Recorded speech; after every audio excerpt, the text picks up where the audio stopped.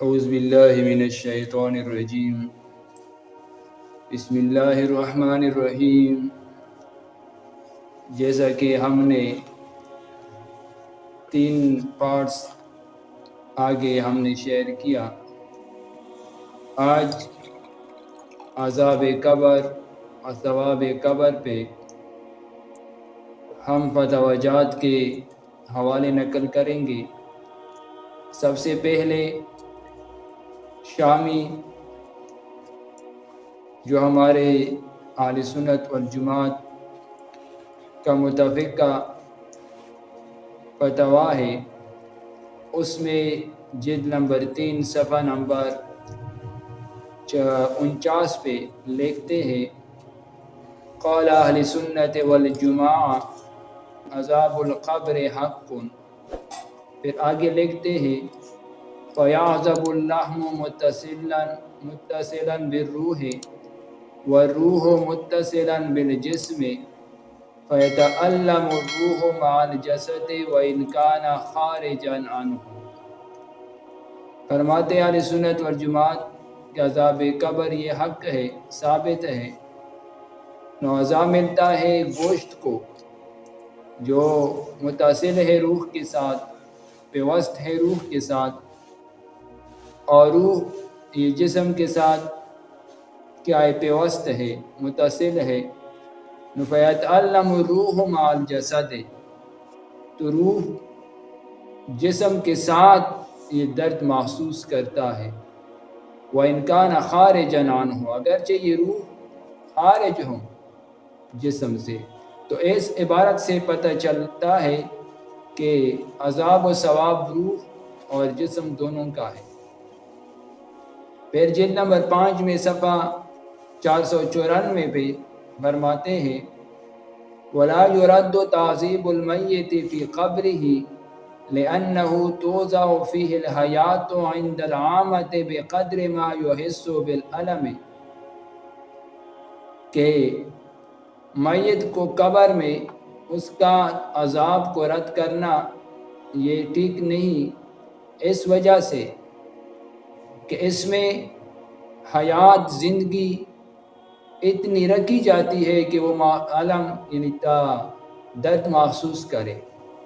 وَالْبِنْيَةُ لَيْسَتْ بِشَرْطٍ عِنْدَ أَهْلِ السُّنَّةِ بل تجعل الحیات فی تلک الاجزاء المتفرقہ التي لا يدركها البصر، اور یہ جثہ جو ہے، یہ جسم مکمل ڈھانچہ، یہ شرط نہیں ہے کہ یہ کیا ہوں، بالکل سلامت ہوں اہل سنت کے ہاں، بلکہ اس کے اجزاء متفرقہ جو جسم کے اجزاء ہے، جسم کے ٹکڑے ٹکڑے ہیں، اس میں اہل سنت کے ہاں اتنا ہے کہ اس اجزاء متفرقہ میں اللہ جل شانہ حیات رکھیں گے۔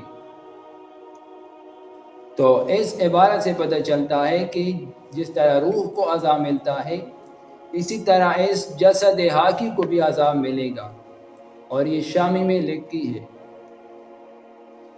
پھر ہمارا جو مدارس میں پڑھائی جاتی ہے شرح العقائد میں لکھی ہے، حصہ 2 صفحہ 125 126 پہ وَعَذَابُ الْقَبْرِ لِلْكَافِرِينَ وَلِبَعْضِ عُصَاةِ الْمُؤْمِنِينَ، آگے پھر فرماتے ثابتٌ، عذاب قبر کافر کے لیے اور بعض گناہگار مومن کے لیے ثابت ہے۔ وَتَنْعِيمُ أَهْلِ الطَّاعَةِ فِي الْقَبْرِ بِمَا يَعْلَمُهُ اللَّهُ تَعَالَى وَيَرُدُّهُ، اور اسی طرح انعامات، راحت اہل طاعت کے لیے یہ کیا ہے؟ یہ ثابت ہے۔ وَسُؤَالُ مُنْکَرِ وَالنَّکِیرِ ثَابِتٌ، اور سوال منکر نکیر کا بھی ثابت ہے۔ پھر آگے فرماتے ہیں اصل عبارت ہمارا مقصد یہ ہے وَأَنْكَرَ عَذَابَ الْقَبْرِ بَعْضُ الْمُعْتَزِلَةِ وَالرَّوَافِضِ، اور انکار کیا ہے عذاب قبر کا بعض معتزلہ اور روافض، اس نے انکار کیا ہے۔ کیوں؟ اس وجہ سے کہ وہ یہ دلیل دیتے ہیں، جس طرح آج کل منکرین عذاب قبر جو ہمارے پاکستان میں ہے، یہی دلیل وہ بھی دیتے ہیں جو معتزلہ اور روافض کی دلیل تھی۔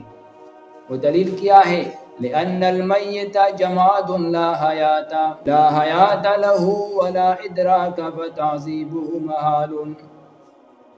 یہ دلیل جو آج کل یہ منکر عذاب قبر جو دیتے ہیں، یہی معتزلہ کی دلیل تھی کہ یقیناً میت جو ہے یہ جماد یعنی بے جان ہے، لا حیات له، بھی کوئی حیات ہی نہیں، ولا ادراک، اس میں کوئی ادراک ہے، فتعذیبہ محال، تو اس کے عذاب کیا ہے؟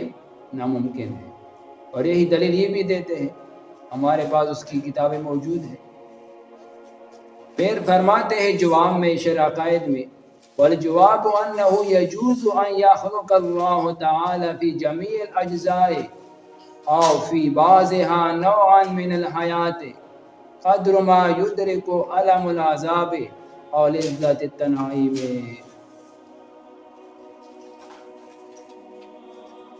جواب یہ دیتے ہیں کہ یہ اللہ جل شانہ اس کی جمیع اجزاء میں، جو اس کی اجزاء متفرقہ ہیں، اس میں اللہ جل شانہ یا بعض اجزاء میں نوعا من الحیات پیدا کرے گا ایک حیات کی قسم، قدر ما یدرک الم العذاب ولذت التنعیم، کہ وہ عذاب کی درد کو محسوس کرے اور لذت اور انعامات کی جو لذت ہے اس کو محسوس کرے۔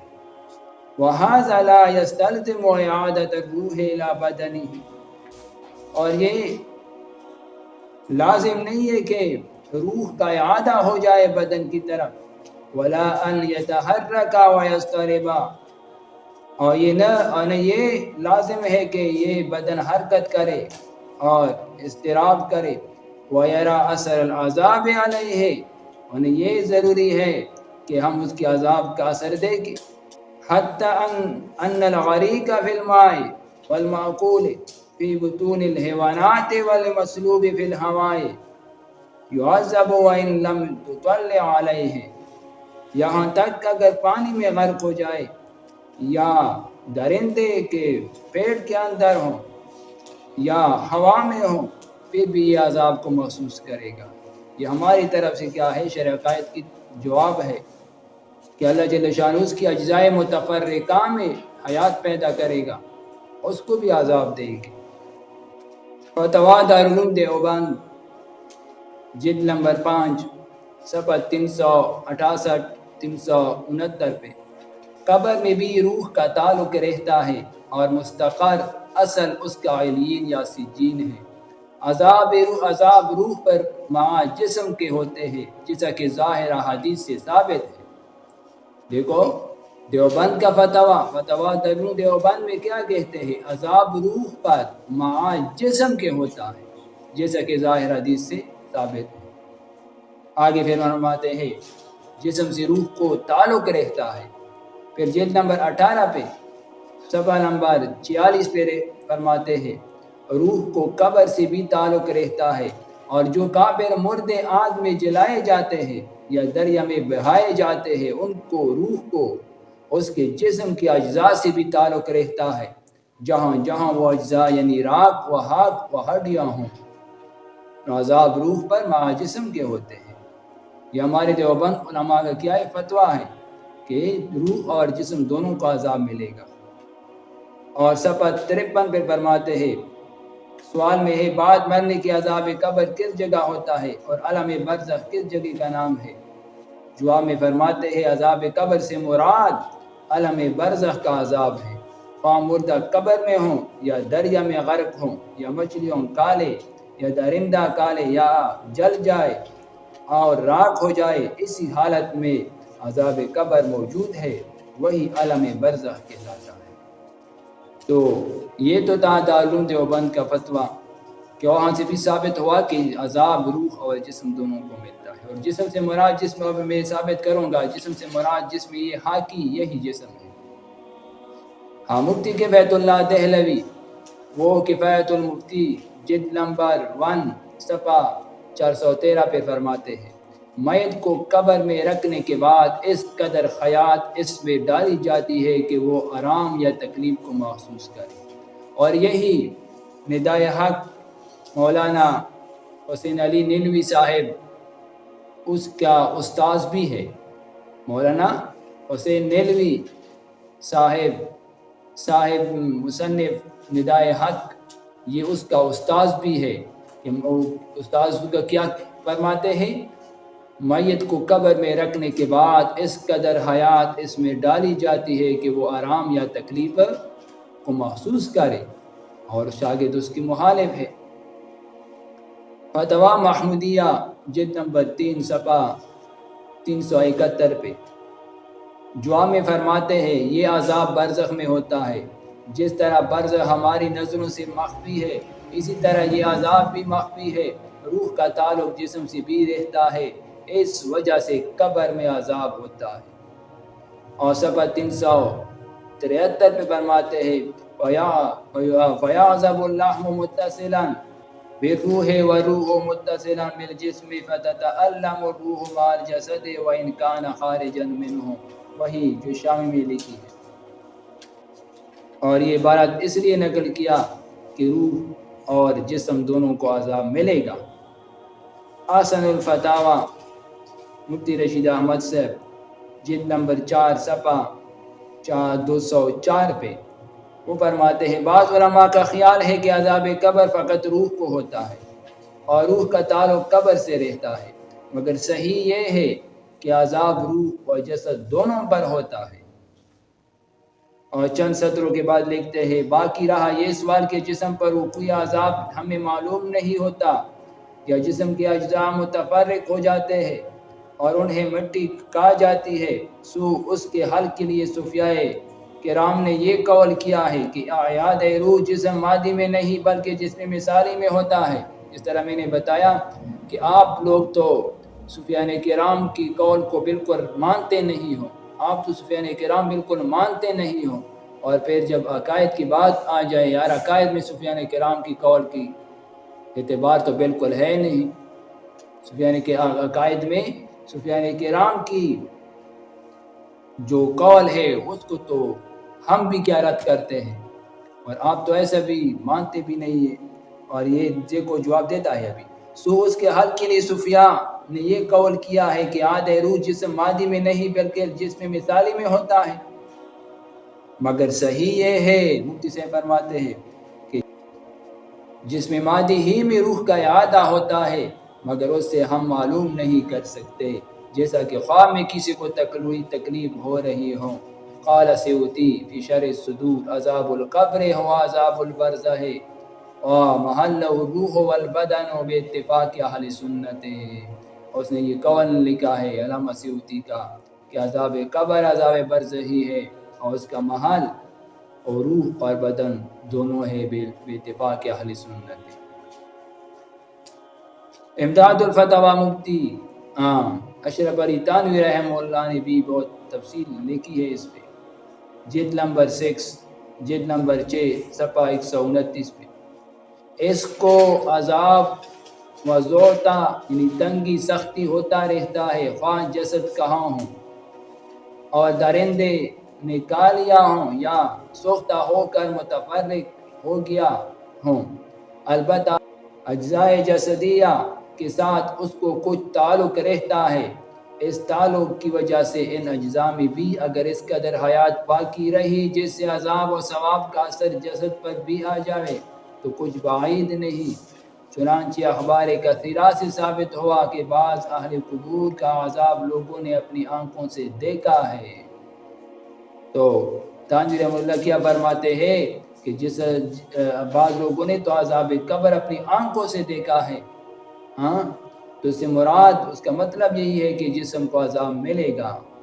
پھر 5واں جلد پہ صفحہ 424 پہ فرماتے ہیں اصل قرار روح کا تو جنت میں ہوں اور قبر میں اصل قرار نہ ہوں، کچھ تعلق جسد سے ہوں، خواہ وہ جسد اصلی حالت پر یا مستحیل ہو گیا ہوں، اور یہ تعلق صرف اتنا ہوں جیسے ادراک نعیم و علم کا ہو سکے۔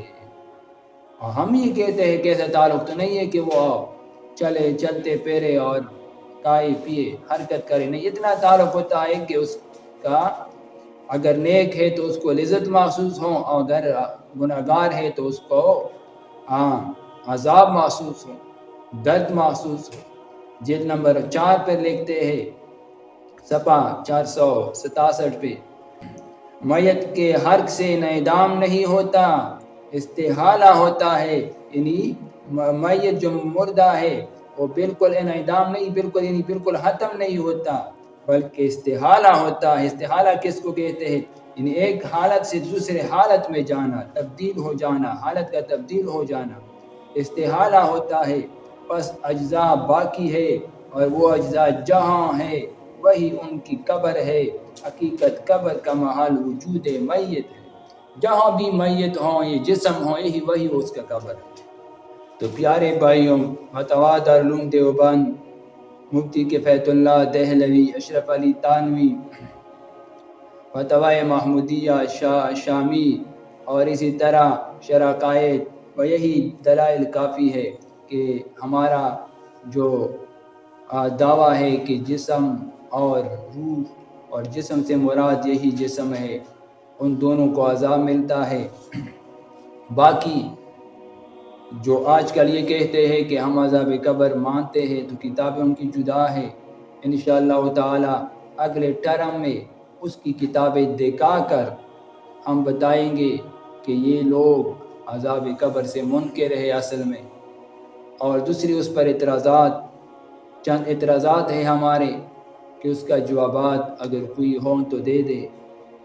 تو انشاءاللہ اگلے 2 ٹرم اور ہوں گے، ایک ان کی کتابوں کو دکھانا، اور دوسری ہماری جو ان پر اعتراضات ہے، وہ انشاءاللہ 2 ٹرم آگے آنے والے ہیں، اس کا انتظار کرنا۔ اللہ جل شانہ ہمیں حق پر چلنے کی توفیق عطا فرمائے۔